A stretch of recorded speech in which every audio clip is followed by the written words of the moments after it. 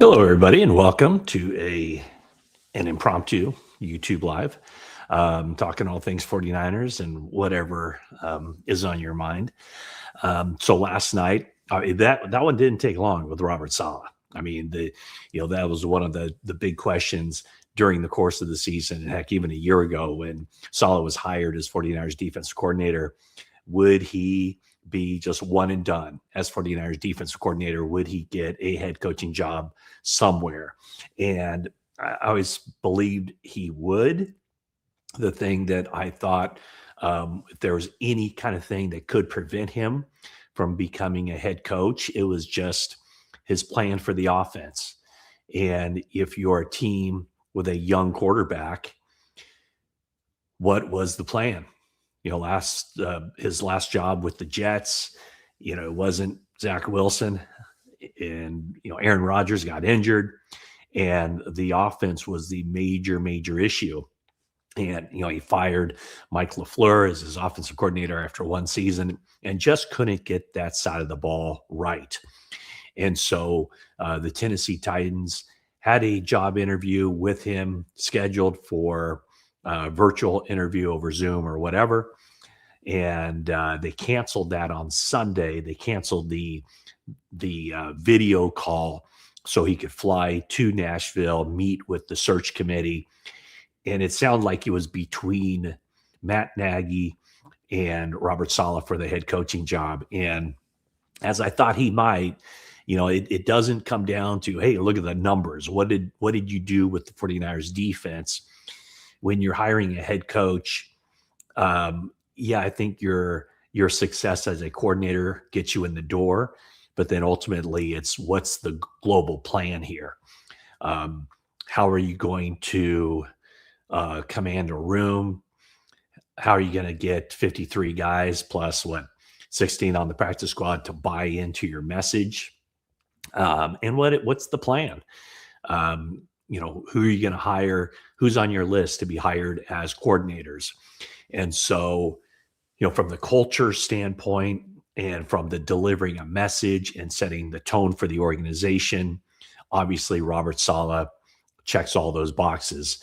And then whatever he said to that search committee of Tennessee Titans, you got him the job. And the number one thing on his list, and I'm sure the Titans list, is you have a number one overall pick in the 2025 NFL draft, Cam Ward. What are you going to do to get him to play like the franchise quarterback they hoped they were getting when they drafted him number one? Okay, so there that is. Robert Saleh, one and done. 49ers and Kyle Shanahan went into it with their eyes wide open on this. They knew that there was going to be a very good chance that Saleh was going to be one and done. They knew that Robert Saleh wanted to be a head coach again. He wanted to show that he can lead a team. And I think the 49ers and Saleh both got out of this what they wanted. For the 49ers, they knew they were going to have a young defense with a lot of young guys being integrated into the mix. And the first coordinator that Kyle Shanahan wanted those young guys to have was Robert Saleh, to set them on the right path for the future. And then for Robert Saleh, what he wanted was to be in a situation where he wouldn't just fall off the face of the earth. A situation where he could get himself back to that spot where he was viewed at as a head coaching candidate, and that's exactly what he got. So both the 49ers and Saleh got out of this what they want, and now it's time for Kyle Shanahan to hire a fifth defensive coordinator in 5 years. So let's see here. Off the top of my head, I think it went Saleh for 4 years, DeMeco Ryans for 2 years, Steve Wilks for 1, Nick Sorensen for 1, and Saleh back for 1. So that's 9 years right there. I'm counting on my fingers. And so who will it be? I do think that as far as a succession plan, and I don't know, it had to be kind of intimated to Gus Bradley. I don't think it would have been flat out told to Gus Bradley that, hey, if Saleh moves on, you're getting the job. But quite clearly, with Gus Bradley's history in the NFL, from a coordinator with the Seahawks running the defense that Shanahan wanted his team to run, to head coach of Jacksonville. He was also coordinator with the Chargers and the Colts. And then this last season, he served as assistant head coach defense for the 49ers. And, there was a lot that he did. It wasn't just a figurehead role. He was very hands-on, whether it's third down defense, game planning, speaking to the team the night before games. And I know that they got on a roll there where Gus Bradley would speak to the team and the team would win the next day. And there was a win streak involved, I think, that went late into the season. And Kyle Shanahan just let Bradley run that side of it, not to mess with success. So Gus Bradley is definitely one person, and I would say probably the leader. I just posted something in NBCSportsBayArea.com where I mentioned 5 individuals who are logical, reasonable, rational candidates to take over as defensive coordinator. Gus Bradley being top of the list. Raheem Morris, who Shanahan has a very close relationship with. They coached together. I think they missed each other by a year with the Tampa Bay Buccaneers as entry-level coaches, but they were on the same staff in Washington when Mike Shanahan was the head coach there. And they were also on the same staff with the Atlanta Falcons. And Raheem Morris, is a defensive coach, but for a couple of years in Atlanta, he was on the offensive side. And so that's kind of a strategy that Kyle Shanahan likes. He spent time, Shanahan did, as a defensive assistant to learn the defensive side, how the defensive coordinators think, how to diagnose defenses, and that helped him out tremendously when he went back to the offensive side. So Raheem Morris is out there, the former head coach of the Falcons, fired after the season was over. And I know he's also a candidate for the Green Bay Packers defensive coordinator job. That's a position that opened when Jeff Hafley, former 49ers defensive backs coach, became the head coach of the Miami Dolphins. Okay, so we got Bradley, we got Raheem Morris, and also Jim Schwartz. Schwartz is a different style of defensive coordinator, but one that Shanahan totally respects. When the 49ers played the Cleveland Browns this season, Shanahan spoke about Jim Schwartz in the highest possible regard. Schwartz has taken had 2 job interviews with the Cleveland Browns. So Schwartz was the defense coordinator under Kevin Stefanski. Stefanski's fired, and Schwartz is now being considered as a Cleveland Browns head coaching candidate. If he doesn't get that job, the head coaching job, remember he previously was the head coach at the Detroit Lions with the famous handshake or backslap, whatever you want to call it, with Jim Harbaugh. But if Schwartz doesn't get the head coaching job at the Browns, I can't imagine he would want to stay on that staff under whoever they hire as a coach. So he's then a possibility. A couple of individuals on the 49ers staff who are least worthy of consideration: Daniel Bullock's defensive backs coach and passing game specialist. He had previously interviewed. He's been on the staff since Shanahan got here, so he knows him very well. And also KJ Wright, just kind of keep an eye on him. A highly respected player, 11 seasons in the NFL, of course, most of that with the Seattle Seahawks. Also a linebacker and someone who's only been like quality control with the 49ers. So he hasn't been a position coach. And so is that too big of a jump to go KJ Wright from quality to control to defensive coordinator? It probably is, but to me, he's a lot in the DeMeco Ryans mold. Ryans played linebacker in the NFL for a long time, came to the 49ers entry level, and very quickly became the team's defensive coordinator. I think what separates linebackers, people have asked me before in previous years, what about Chris Kosaric? As a defensive line coach, so much of what a defensive coordinator requires is being able to call the right coverages at the right times. And it just seems like, defensive line coaches, this is totally anecdotal. Defensive line coaches generally don't make good defensive coordinators because what do you get paid for, man? You get paid for those red zone calls, the third down calls, passing situation calls. What kind of coverages? What are you going to do that way? So the thing that is, I think, appealing to have a guy who has a long history at linebacker as a defensive coordinator is when you're a linebacker, you have to see what's in front of you and you have to know what's going on behind you. And so in the run game, you have to know how to put together a run plan. You have to know the gaps and just how to defend the run. But also in passing situations, you have to work in tandem with the guys behind you, with the coverages. And linebackers are very integral in playing the run and also playing the pass, fitting in both aspects of the game. So that's why linebackers are generally very good when it comes to transitioning to defensive coordinator, because they should have a good idea of both aspects of the game. So that's where we are.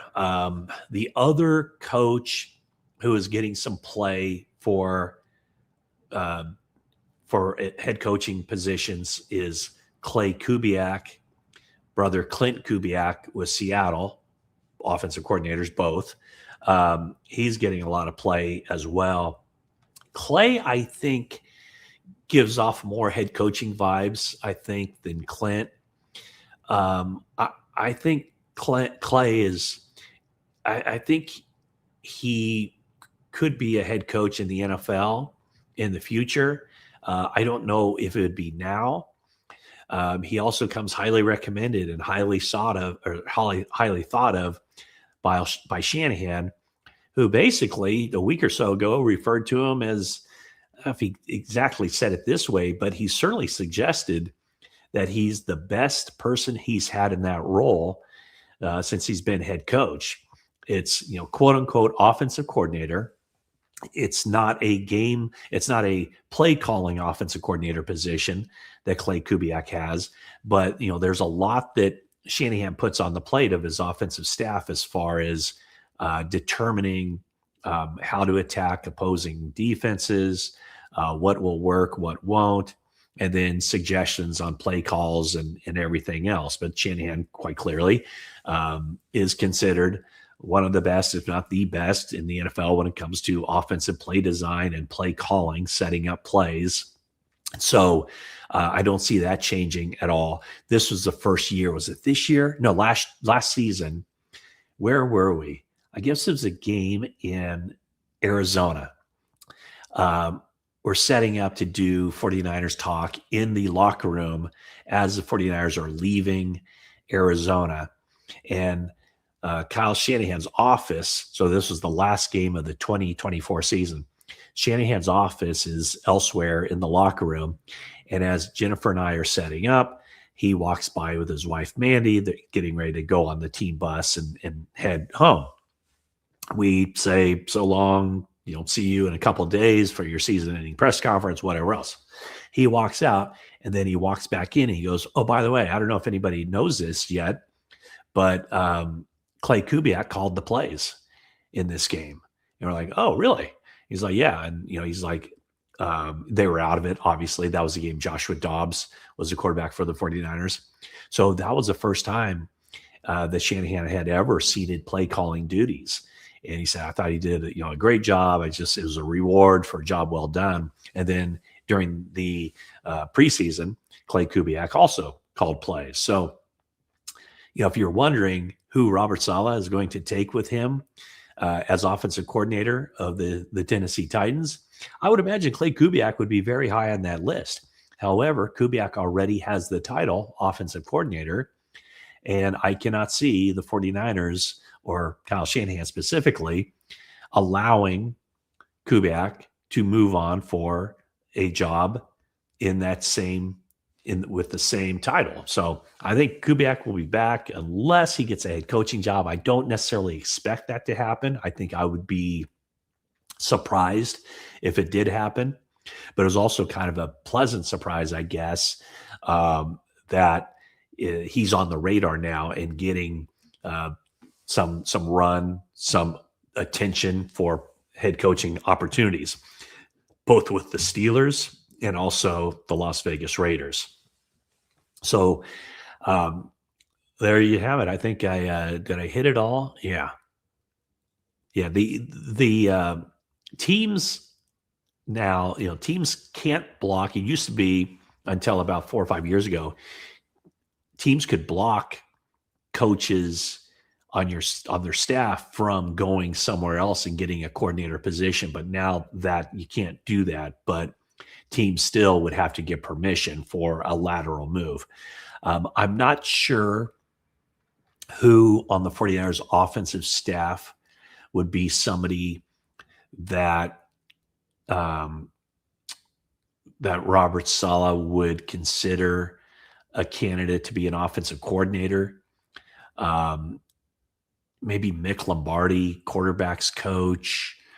I don't think Chris Furster. He's more of a run game guy.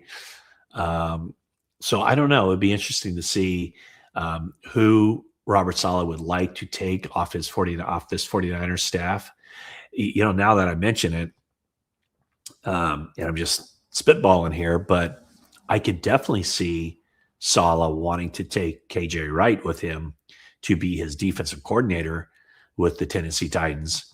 And the reason I say that is because Saleh plans on calling the defenses. He wants to be in the mix. He wants to be involved in the play-to-play strategy of the game.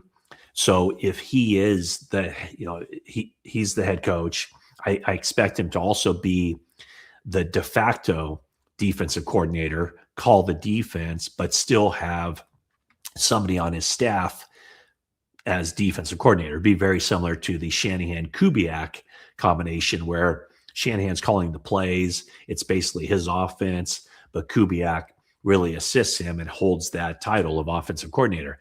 I could definitely see where Saleh would want to be involved in the defense. He's the guy who's in charge of the game planning, and he's the guy in charge of calling the defenses on a play-to-play basis. But somebody like KJ Wright would be the person who has the title defensive coordinator. So I could definitely see that happening. Saleh goes back with KJ Wright many years when they were both on the Seattle staff. And then, of course, this year working with him in that capacity. So, all right. Again, thank you for tuning in to this YouTube Live. It was a real fun season. Appreciated all your support and all the interaction, all the engagement in this platform this season. And I know I've rattled on here for how long? About 15 minutes, 18 minutes. So I'm going to go up to the top here and see what we have as far as questions or comments or anything else. I'm going to put on the glasses here. Let's see. We got elite O-line, elite wide receiver, elite edge rusher in the draft or trade market. Yep, I would say that's a good place to start when it comes to the offseason. What's the status on Tonjes? We need a tight end as well. Tonjes is scheduled to be a restricted free agent, and 49ers can definitely keep him. It's the level of where they want to tender him, but I would expect Jake Tonjes to be back next season. Defense coordinator is a first move. 1-year deals suck. Well, it wasn't a 1-year deal. If you're talking about for Robert Saleh, it wasn't a 1-year contract, but obviously it turned out to be that way. Teams can't block, an assistant coach from becoming a head coach. It would be nice to get a defensive coordinator that we don't need to replace after 1 year. True, but if you have a long-term defensive coordinator, I guess it's kind of a double-edged sword, right? I mean, if you're, the hirings of Wilkes and Sorensen did not work out. All the other ones worked out um, short term, but for different reasons. It's much better to lose coaches because of their success than of their failures. Let's see here. Good thing he didn't go to Arizona. Was supposed to meet with them today. I bet he took the job because he liked how Ward played against his defense. I think he took the job because it was a head coaching opportunity. Um, Saleh going to try to sign Jennings now. That would make a lot of sense. I could definitely see that. Niner faithful 80-80. Might the Tennessee Titans need somebody like Jawan Jennings? That is a good one, and I'll tell you why on several different levels. Jawan Jennings from Tennessee, Murfreesboro, Tennessee, went to the University of Tennessee. And if you're a head coach who's trying to create a winning attitude and you want to create a culture of hard-nosed play, all gas, no break, Jawan Jennings could be that guy. Also, the Titans don't have a whole lot of star power on that team. So that would be something where they have the cap space to go get him. Hey, somebody just popped up here. Who's this? It's Silent. How you doing? Thank you very much for that very generous gift. Silent, Silehnt. Thank you so much. You moved to the front of the line, my friend. Could Seattle's dominance force a change in player valuations? They were so outgunned by traits. I don't think a healthy roster as it is would have won. I mean, I don't think so. Seattle was a better team, no question about it, but I don't think it changes how players are valued or how they're graded in the draft system. My guess would be, and this I'm guessing, Seattle's had a couple of drafts where they were picking earlier in the round than the 49ers. So, their drafts should be better. Their young talent should be better because they also had those picks, whereas the 49ers, they gave up some quality picks in acquiring Christian McCaffrey and also, obviously, Trey Lance back in 2021. So, but I don't think it changes anything as far as how players are valued or putting together the draft board. 49ers have already put together their initial draft board for 2026. That thing's constantly changing. Of course, they'll have representatives at every pro day, every all-star game, combine and all that. And so those grades are constantly changing, but I don't think there's anything to take from how Seattle has built its roster. But I do think that, what Seattle did and what the Rams have done with their team, the 49ers had been doing until they went a couple of years there, maybe 3 years, without having those high draft picks. And last year, it seemed to me like they were making up for lost time in a lot of ways with such a defensive heavy draft early on, especially on the defensive line, getting Michael Williams, Alfred Collins, and CJ West. So once again, thank you for that very generous gift and appreciate all your support. Let's see here. What else do we got? Yeah, who does he take? The question about Saleh as his offensive coordinator. That's a good one. I don't know who that would be. Jim Schwartz and Raheem Morris in that order. Good morning. McDaniel's coming back as OC be a possibility? I don't think so. And I'll tell you why. I think Mike McDaniel was in this position with the 49ers as a non-playing offensive coordinator. Once he became a head coach, I don't see him going back to Shanahan to take on a non-play calling role. So that's why I would not anticipate Mike McDaniel coming back to the 49ers. I think should have some opportunities elsewhere to be an offensive coordinator. 3 years of rebuilding. Everyone is old on the offense. Defense is younger, but even Bosa has been ineffective before the injury. Schwartz is still under contract to the Browns. Yes, that is true. But I'm just saying that if Jim Schwartz doesn't want to be there, again, if he isn't named head coach of the Browns and he says, "Hey, I don't want to be here. I don't want to work for this guy who beat me out for the job," they'll let him out. There's no way a head coach who came in and beat somebody else out for the job and say, "Nope, you are going to be on my staff." That is not going to work. Let's see here. Matt, your video yesterday was very depressing. You made it seem like the 49ers were just content on staying the same. No, I wouldn't say that. I mean, they're not going to stay the same. 40% of their roster is going to be changed from a year ago. So I think, with the money that they saved by voiding Brandon Ayuk's contract, with the draft picks that they have, there definitely going to be changes. And I think I said, get more dynamic defensive linemen, get more speed on offense. So I don't think, teams never stay the same.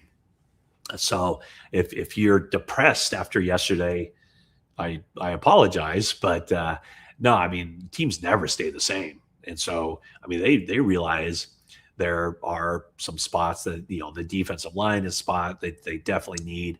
Talking about the offensive line, there's going to be a spot there where they're going to bring somebody in, I would think.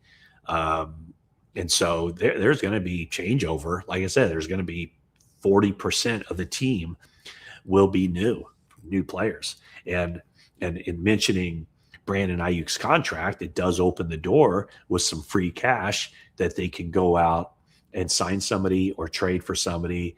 A little bit leery on trades just because you have to give up something to get something in addition to paying the money in eating into those salary cap dollars. But no, the team will be different, no doubt about it. Let's see here. Saleh was not wise to pick the Titans. How bad was the Farrell signing? Can't catch or block. Yeah, I mean, he certainly didn't impress me. I think he is a good blocker, but I mean, he's not a factor in the passing game. They got him for his blocking, so we shall see. Let's see what his contract situation is. I know it was a multi-year deal for Luke Farrell.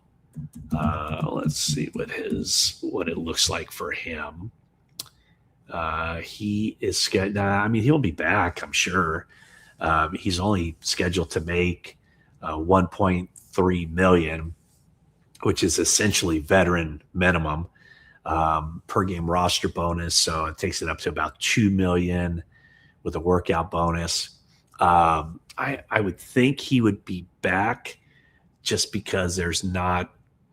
Well, it would actually cost them money on the cap to release him pre-June 1. So, yeah, I don't think he's a great player. No question about that. Saleh wanted to face Liam Cohen, the coach of the Jaguars, twice a season. That's pretty good. Why is there doubt about Bradley as a great successor? Why is there doubt? Trying to figure out what. Well, because there could be some other people in the mix for that. Gannon, Jonathan Gannon mentioned as a potential guy. I don't know that there's a connection there, but we shall see. Rick Torres, if that's the Rick I know. How you doing, Rick? Great season. Live shows are great. Thank you very much. VO23, greatest of all time. We appreciate and love you, brother. Well, thank you so much, VO. Morse goes to GB, and then we should snag Schwartz or Flores or McDermott. Yeah, I haven't heard anything about McDermott. I would think with how many openings are there now? There are 10, right? And 4 of them have been filled? I would think McDermott would get a head coaching job pretty quickly. I mean, if Kevin Stefanski did, I would think McDermott would as well. And also, he might be in a situation, McDermott, where he could take a year off. If he doesn't get a head coaching job, take a year off and then get back in next year as either a coordinator. But yeah, I mean, that's a possibility as well. Nothing will change until Shanahan and Lynch eval. I don't know what that means. Did we say? Yeah, I don't know even what that means. Do you think about Omar Cooper Jr. as a possible fitted tight end? Yeah, absolutely. If he's there, take him. Continue to lose coaching staff despite not winning championships. Can someone tell me why? Because those guys are considered very good coaches. Saleh will be back in 3 years. Great DC. Head coach, not so much. Yeah, I'm not sure about that. What's up, Ty Austin? How you doing? Matt or anybody in the chat, are we going to get a compensatory pick for Saleh? No, you have to be there 2 years to get a compensatory pick. How about fire coach Shanahan, sir? I imagine you're talking about not firing his coat. You're firing the coach, Shanahan. Yeah, that would be a decision to fire Coach Shanahan at this point. After, by and large, I think everybody considered this his best coaching job. So that would make some headlines for sure. Let's see here. A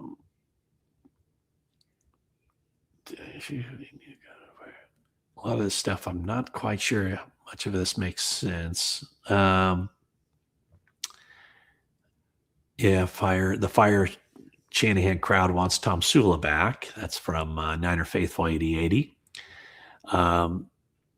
We need some 49ers press to push back on Shanahan and his love for Brendel. I did a story on Jake Brendel, and it was really eye-opening as far as all the stuff on his plate. That's why I just don't think that – I think the 49ers are going to roll. I don't think I'd be shocked. Honestly, I'd be shocked if the 49ers move on from Jake Brendel based on his knowledge of the system. And if you look around this, I know it's so easy to look at one team and just say that guy sucks.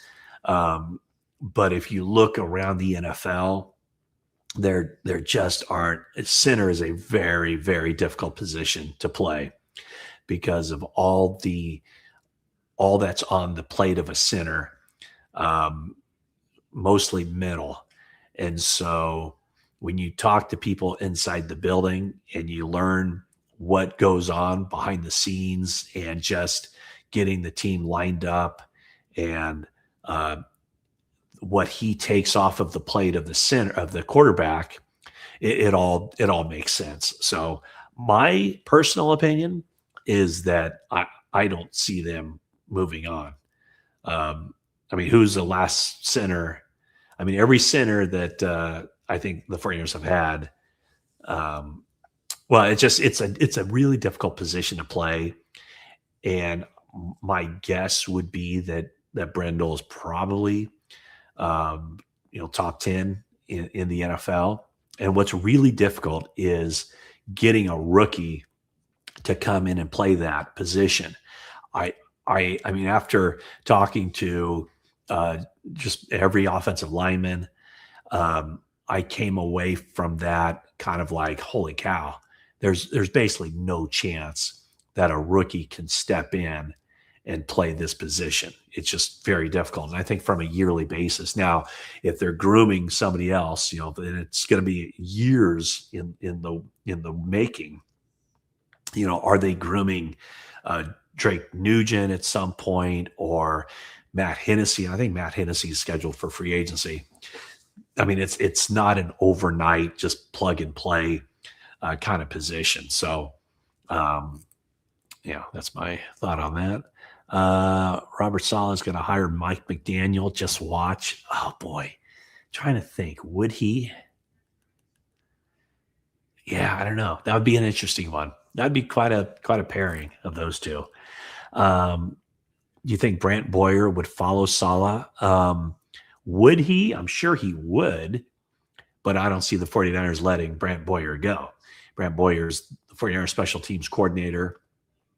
And, what I could see, though, is maybe Colt Anderson going with Saleh, but I don't think that Shanahan would let Brant Boyer out of his contract as 49ers special teams coordinator to then become Tennessee Titans coordinator. Let's see here.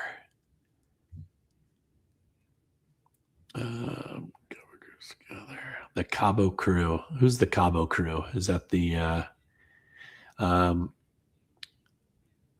interior O-line has to be addressed and left tackle? Yeah, I would think, Trent Williams did say that he's definitely coming back. I wonder if there's a way for the 49ers to draft a college left tackle who projects as a tackle in the NFL, but also has some position flexibility to play left guard. And then that way, that player could start off his career as a rookie at left guard, and then whenever needed to shift out to left tackle after Trent Williams no longer lines up at left tackle for the 49ers, to have a player do that, to me, that would be a logical thing. What else do we have here? How about McDermott? We talked about McDermott. Let's see here. Napalm Doug asked about my specs. Yeah, these are just readers. I haven't had the opportunity to go to an optometrist for many months, and so now that the season's over, we'll see. We'll get that taken care of. But I basically can't see anything on my screen without these readers. So that's the story behind my powerful specs, according to Napalm Doug. Joe Schmo, what's up? Let's see. Let's see here. Do you miss seeing all your colleagues on the road this season? Well, this is from Ty. No, Ty, I miss seeing you guys. I miss seeing the fans. But no, I see all of my colleagues basically every day in Santa Clara. So did not, believe it or not, miss the road. I was plenty busy at home with stuff, and also with my duties on the pre and post game show. Rumors around league circles are that Shanahan loves Jonathan Gannon. Okay. Shanahan has praised Gannon multiple times during press conferences. Titans are supposed to be better than the Jets. I don't know about that, but the Jets are the worst, aren't they? Their ownership is horrendous. Let's see here. We need to shore up that offensive line, get a true number one. How much longer do Kyle and John get? Well, I would say almost as long as they want. This will be 10 years. Wow. Yeah. Shanahan will be tied after, assuming that everything stays status quo. Shanahan will tie Bill Walsh for the longest tenured coach in 49ers history with his 10th season coming up. Let's see here. Here's a disinfector man. Trent, CMC, and Kittle should be traded or released. Well, I don't think they should be released. That's for darn sure. And I don't think they should be traded either, but I did address that on my 49ers overreactions. Maybe you're the one who asked that, or not asked the question. You made the statement. And so, Bill Walsh had that theory, rather get rid of a player a year too early rather than a year too late. I do think it's easier said than done. But considering the season the 49ers had, and how they should be better on paper, they should be better this coming season. I don't see them like ending, giving them less of a chance to win this year, or this year, meaning 2026, than the 2025 season. Let's see here. I think we're getting near the end of this. Do you, would you I'm just scanning through here kind of quickly.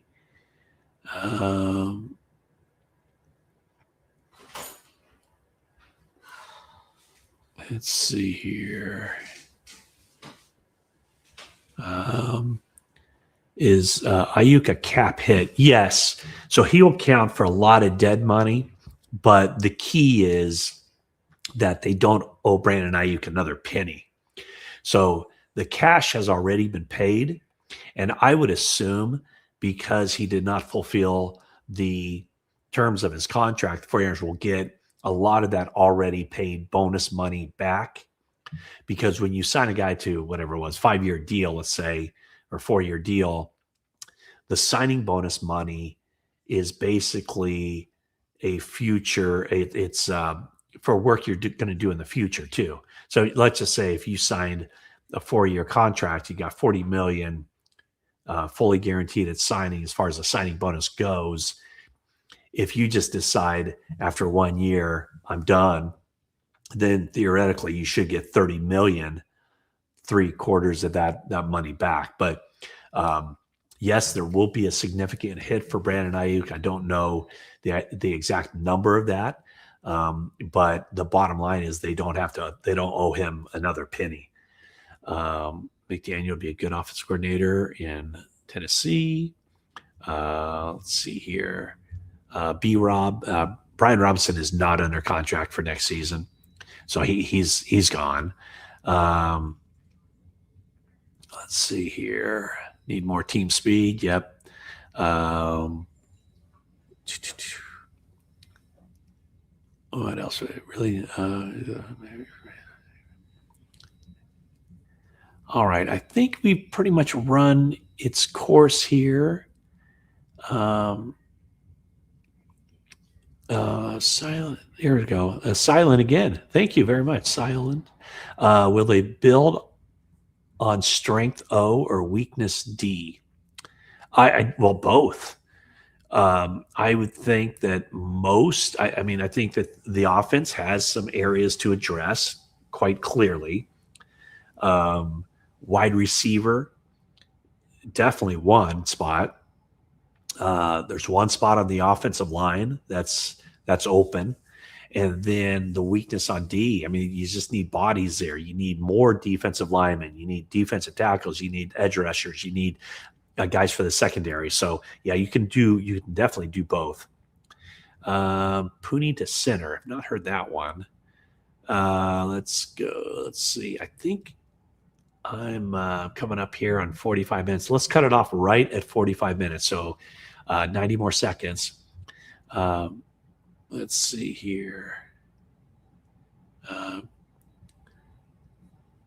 What do we got?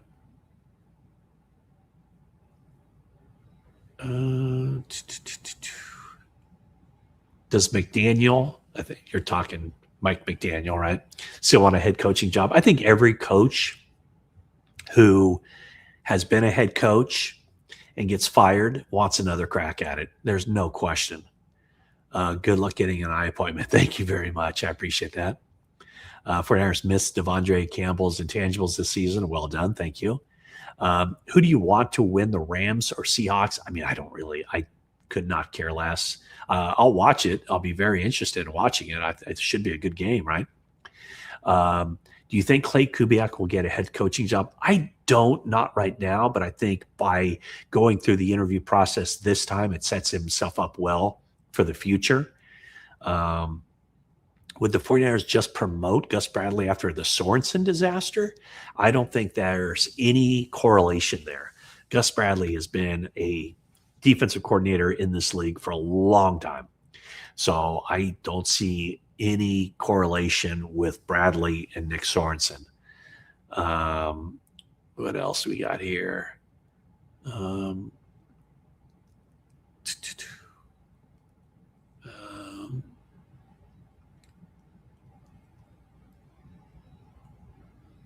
What do we got here?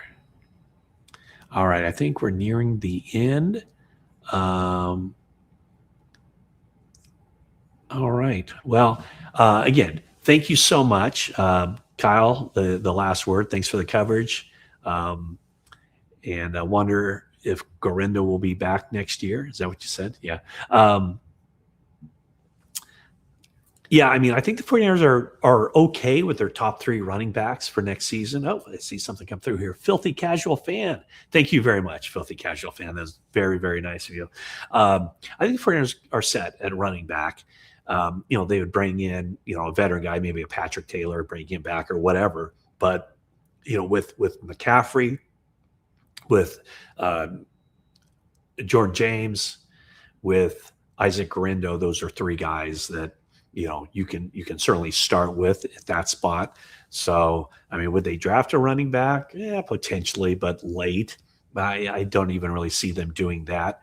Um, yeah, it's kind of interesting how Gorindo went from I thought a very promising rookie season and not getting on the field because Christian McCaffrey was healthy and took all that. Basically took every rep that he could possibly get. Um, because he stayed on the field and was healthy the entire season. And who would have thunk that Christian McCaffrey, um, was got back to full strength and took the pounding that he did and the touches that he did and had an All Pro season, first team All Pro Christian McCaffrey. So once again, thank you for everybody for tuning into this. Again, appreciate all your support and everything else. And it was a really fun season to cover, and I enjoyed the interaction and the dialogue.